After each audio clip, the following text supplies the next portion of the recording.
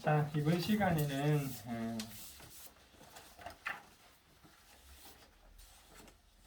이제 지난 시간에는 B2-5 고린도후서를 했잖아요. 고린도후서는 어디에서? 마게도냐에서 고린도에 쓴 편지였잖아요. 자, 그리고 13장 마지막에 내가 세 번째로 방문하겠다라고 했는데 정말 세 번째로 고린도에 도착했어요. 이 고린도에 도착해서 마음이 어떨까요? 평안하잖아요. 평안한 가운데에 석 달 동안 머물러 있으면서 쓴 것이 로마서예요. 이 로마서는 1장부터 11장까지 내용하고 12장부터 이제 15장까지 내용, 그 다음 16장 인사니까 앞에 부분은 좀 교리적인 부분이에요. 그리고 뒤쪽 부분은 생활적인 부분, 이렇게 나눠져 있습니다. 그럼 우리가 한번 찾아보죠. 고린도 로마서의 강론부는 뭐가 될까요? B2-6번. 예, B2-6번이 되겠죠. 로마서를 한번 보도록 합니다. 찾아보세요. 자, 로마서는 로마에 있는 3차 전도 여행 때에 고린도에서 3개월 동안 머물면서 횟수로는 그죠? 57년이에요. 그죠? 57년. 그러니까 사도 바울이 57살 때 이제 3차 전도 여행의 막바지라고 보면 되죠. 3차 전도 여행은 53살에서 57살. 57살의 막바지 마지막 부분에 로마서를 쓰게 됐다. 이 로마서는 드디오가 받아 쓰게 돼요. 사도 바울이 쓴 게 아니고 드디오가 대필해서 쓰게 되고요. 그리고 이 여자 집사 베베가 이 로마서를 로마로 전달하게 됩니다. 자, 그러면 한번 보죠. 로마서 1장에는 뭐가 나오냐면요. 로마서 1장에는 이방 사람들이 지은 죄가 나와요. 한번 볼게요. 이방 사람들의 죄가 어디에 나오냐면 29절부터예요. 한번 읽어보세요. 사람들은 온갖 불의와 악행과 탐욕과 악의로 가득 차 있으며 시기와 살이와 분쟁과 사기와 저기로 가득 차 있으며 수군거린 자요, 증상한 자요, 하나님을 미워한 자요, 불순한 자요, 오만한 자요, 자랑하는 자요, 악을 꾸미는 모략꾼이요, 부모를 거역하는 자요, 우매한 자요, 심리가 없는 자요, 무정한 자요, 무자비한 자입니다. 그들은 이와 같은 일하는 자들은 죽어야 마땅하다는 하나님의 공정한 법도를 알면서도 자기들만 이런 일을 하는 것이 아니라 이런 일을 저지르는 사람을 두둔하기까지 합니다. 네, 그러니까 이 죄악들의 목록을 쭉 내면서 제일 더 안타까운 건 뭐냐면 자기들만 일하는 게 아니라 그죠? 이런 일을 하는 사람들을 두둔하기까지 하는. 그 앞에 죄들 중에 동성애 부분이 또 나와요. 앞에. 그래서 하나님이 유기 내버려 주셨다라고 이야기하거든요. 이 이방인의 죄요. 2장에 넘어와서는 누구의 죄냐면 유대인들의 죄예요. 그럼 유대인들은 괜찮으냐? 유대인들이 그렇지 않다는 거죠. 유대인들도 그렇지 않다 하는 이야기가 2장에 나옵니다. 그게 어디에 보면 될까요? 21절을 한번 읽어보세요. 그렇다면 그대는 남을 가르치면서도 왜 자기 자신을 가르치지 않습니까? 도둑질을 하지 말라고 설교하면서도 왜 도둑질을 합니까? 간음하지 말라고 하면서도 왜 간음합니까? 우상을 미워하면서도 왜 신전의 물건을 훔칩니까? 율법을 자랑하면서도 왜 율법을 어겨서 하나님을 욕되게 합니까? 성경에 기록한 바 너희 때문에 하나님의 이름이 이방 사람들 가운데서 모독을 받는다 한 것과 그게 같습니다. 대단하죠. 성경에도 이야기했대요. 너희들 율법이 있다고 자랑하는데 율법을 지키지도 않으면서 결국은 하나님의 이름이 너희들 때문에 욕을 얻어먹는다. 이게 지금 우리 그리스도인에게도 적용되겠죠. 믿는 사람들 때문에 하나님 욕먹는다 하는 겁니다. 3장에는 뭐냐면 3장에는 이방인도 죄인이고 유대인도 죄인이다. 그리고 모든 사람이 죄인이다 라는 겁니다. 알겠죠? 그 이야기. 모든 사람이 죄인이다. 우리가 잘 아는 게 뭐가 있나요? 23절입니다. 23절.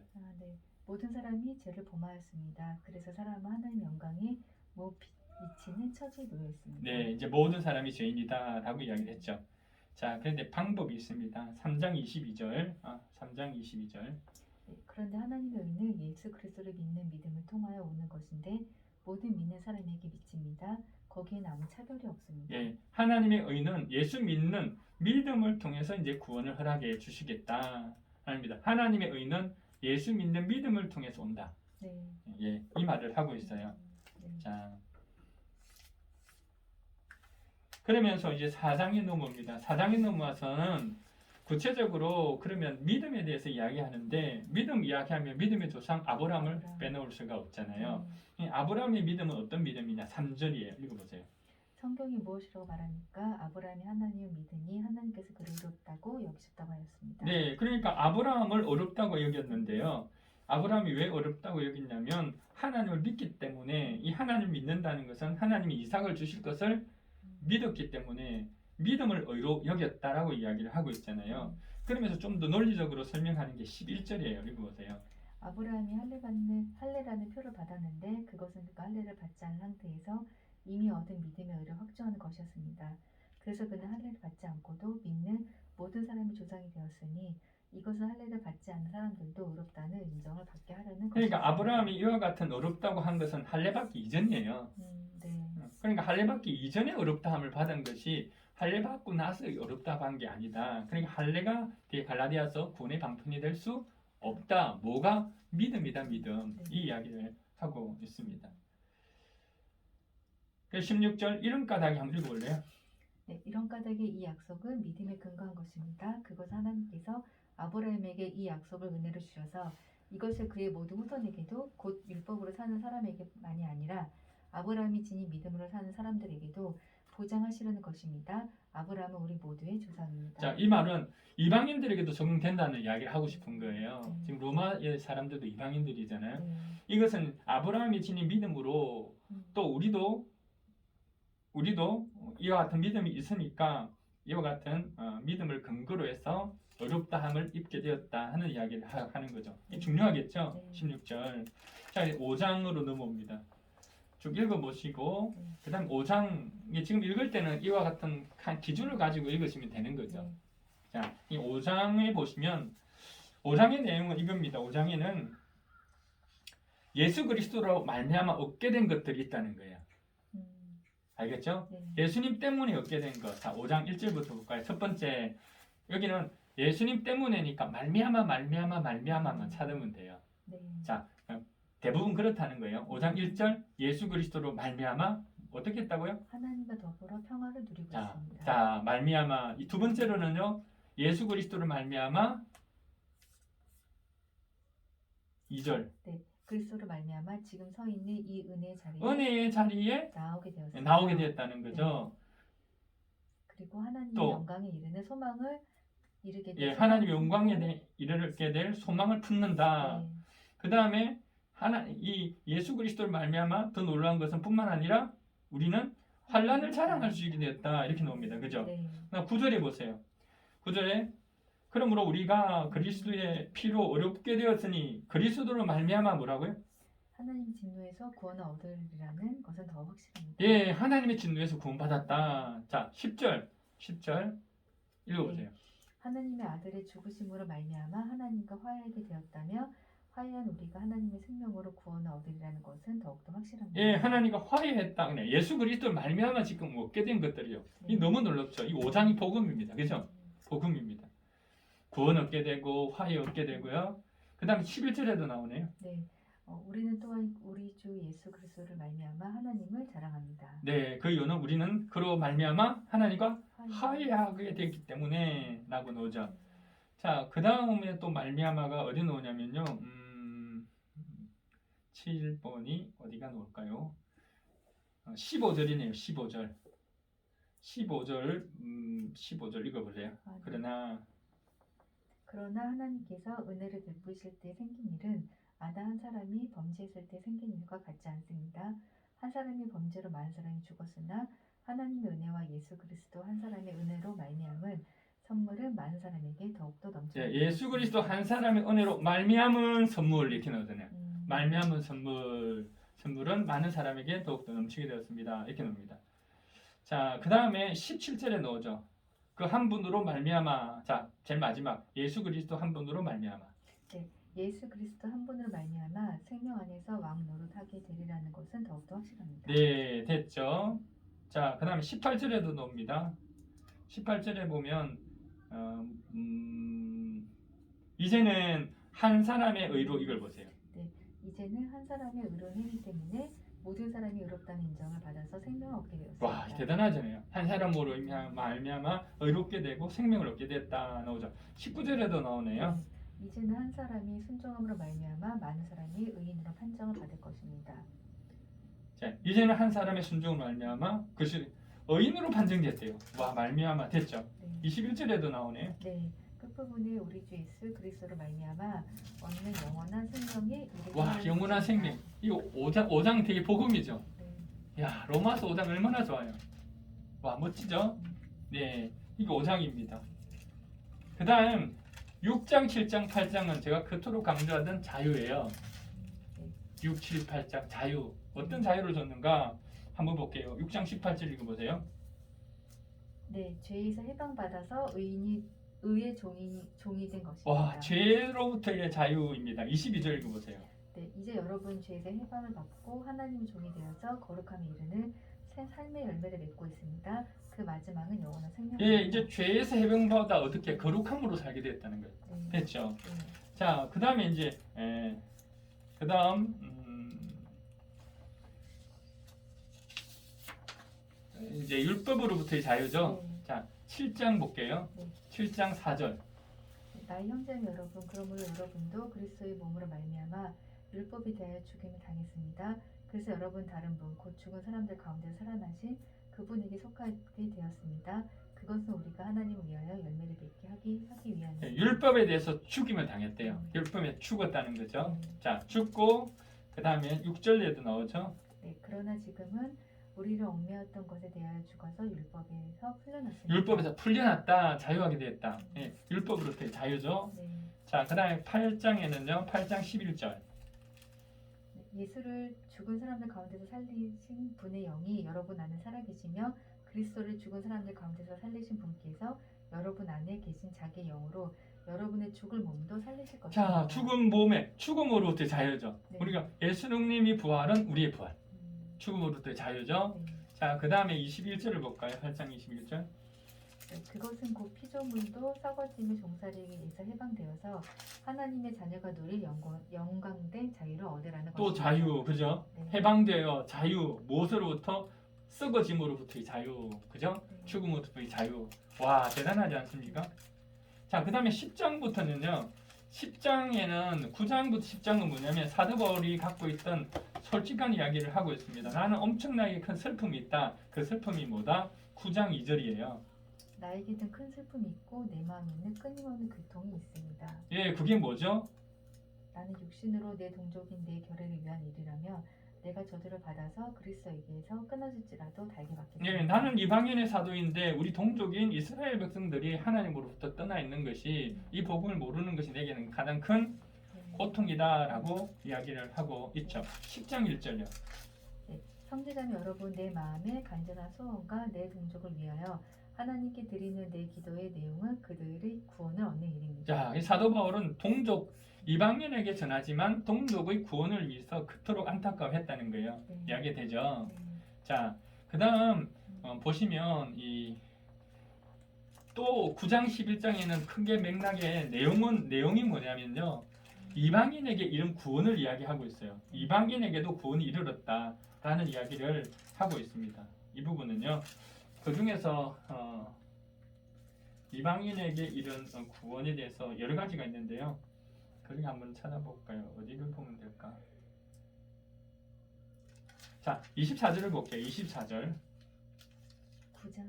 예, 9장 24절. 아, 네. 하나님께서는 우리를 부르시되 유대 사람 가운데서만이 아니라 이방 사람 가운데서도 부르셨습니다. 저보다 이방인에도 불렀다 그죠? 네. 이방인의 이런 복음에 대해서 이게 복음이죠. 지금 이방인인 로마 사람들에게 이야기를 하고 있죠. 네.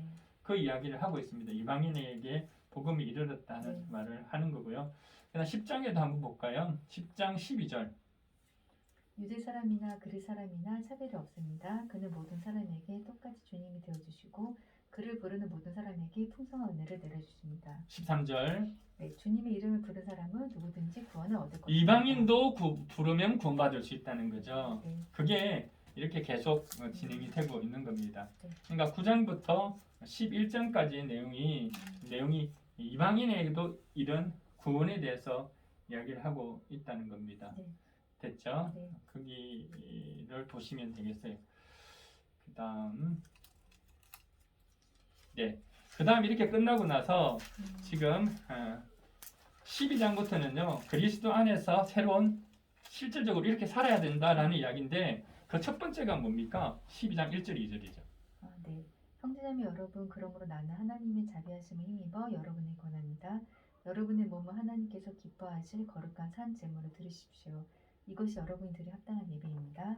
여러분이 이 시대 풍조로 본받지 말고 마음을 새롭게 함으로 변화를 받아서 하나님의 선하시고 기뻐하시고 완전하신 뜻이 무엇인지를 분별하도록 하십시오. 네, 예배자로 사십시오. 이게 첫 번째고 네. 그 다음에 어떤 규범으로 살아야 되는지, 그 다음에 세상과의 권세자들에게 어떻게 해야 되는지 하는 부분에서 형제 자매들을 비판하지 말아야 되는 것, 네. 덕을 세워야 된다는 이런 이야기들 구체적으로 그리스도 안의 새로운 생활에 대해서 이야기를 하고 있어요. 네. 그러면서 22절을 볼까요? 22절.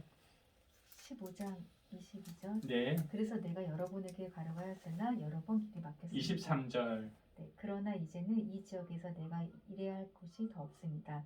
여러 해 전부터 여러분에게로 가기를 바라고 있었으므로 내가 스페인으로 갈 때에 지나가는 길에 여러분을 만나보고 잠시 동안만이라도 여러분과 먼저 기쁨을 나누려고 합니다. 그 다음에 여러분의 후원을 얻어 그곳으로 가게 되기를 바랍니다. 네, 이 모든 게 이제 사도 바울이 갖고 있는 전도 플랜이에요. 얼마나 명확해요? 지금 어디에 있습니까? 고린도에 있죠. 네. 고린도에 있는데 내가 어떻게 하겠다고요? 고린도에 있다가 이제 로마로 가겠다는 거죠. 네. 로마에 가서 어디로 가겠다는 거죠? 스페인으로 스페인으로. 가겠다. 이 스페인은 땅끝이라고 생각하는 곳이에요. 땅끝까지 복음 전하겠다. 스페인으로 가겠다. 스페인으로 갈 텐데 어떻게 가겠다? 여러분과 교제하고서 여러분이 후원이 필요하다. 아, 네. 예, 여러분 후원해 달라. 후원하면 그 후원을 가지고 내가 그곳에 가겠다라는 이야기예요. 네. 자, 25절은 그러나 지금 나는 성도들을 돕는 일로 예루살렘 갑니다. 그럼 지금 로마 지금 고린도에 있으면서 헌금을 아까 이야기 들었죠. 네. 헌금을 준비해라 그랬잖아요. 네. 고린도 성도 가지고 예루살렘으로 가서 지금 구제 헌금을 드리려고 하는 거예요. 지금 이런 상황입니다. 자, 그리고 이제 마지막 16장에는 로마서 안부 인사인데요. 여기 등장하는 사람이 되게 많아요. 이 말은 사도 바울이 함께 했던 사람들에 대해서 기억하고 있고요. 함께 동력하는 사람들의 고마운 마음을 가지고 있었다 하는 걸 알게 됩니다. 이렇게 해서 끝이 나는데 로마서는 끝이에요. 그런데 이 로마서를 처음부터 또 한번 바라볼 수 있는 하나의 방법이 있는데 그건 그럴 수 없느니라 하는 부분이에요. 여기 몇 번 나오냐? 9번이나 그럴 수 없느니라는 답변이 나오는데 그 질문에 대한 대답이 나와요. 그러면 여러분 성경을 읽을 때에 이 이야기를 보고 여기는 질문에 대한 대답이기 때문에 우리가 갖고 있는 문제점들이 있어요. 즉, 이거 아닌데? 믿는 사람들이 이건 아닌데? 라는 의문점들이 있잖아요. 사도 바울이 대단한 건 뭐냐면 그 의문을 자기가 다 이야기하고 거기에 대해서 답해주고 있는데 그 답은 똑같아요. 그럴 수 없다는 거예요. 됐죠? 네. 그럼 한번 찾아볼게요. 3장 3절 읽어보세요. 네, 그런데 그들 가운데서 얼마가 신실하지 못했다고 해서 무슨 일이라도 일어나니까 그들이 신실하지 못했다고 해서 하나님의 신실하심이 없어지겠습니까? 4절 그럴 수 없습니다. 아니 그들이 신실하지 못하고 했다. 하나님이 신실하지 못합니까? 그럴 수 없다. 그죠? 네. 그 다음에 3장 5절 그런데 우리의 불의가 하나님의 의를 드러나게 한다면 무엇이라고 말하겠습니까? 우리에게 진노를 내리시는 하나님이 불의하신다는 말이니까. 이것은 사람들이 말하는 형식으로 내가 말해본 것입니다. 6절 절대로 그럴 수 없습니다. 이건 뭐냐면 이런 가룟 유다 생각하면 돼요. 가룟 유다 예수님 안 팔았으면 예수님 십자가에 안 돌아갔을 텐데 아니 가룟 유다가 예수님 십자가에 달리도록 도움을 준 거 아니냐? 그런데 왜 그 사람이 벌 받아야 되냐? 네. 그럼 뭐라고 그래요? 그렇게 이야기하는 사람도 있어요. 그러지 않아요? 그런 생각해본 적. 아니 뭐 유다도 아까 억울하지. 근데 유다가 예수님 팔아야 예수님이 사역이 시작되잖아요. 네. 근데 왜 유다가 죄인이라고 이야기해요? 이렇게 묻는다고 하면 그럴 수 없느니라.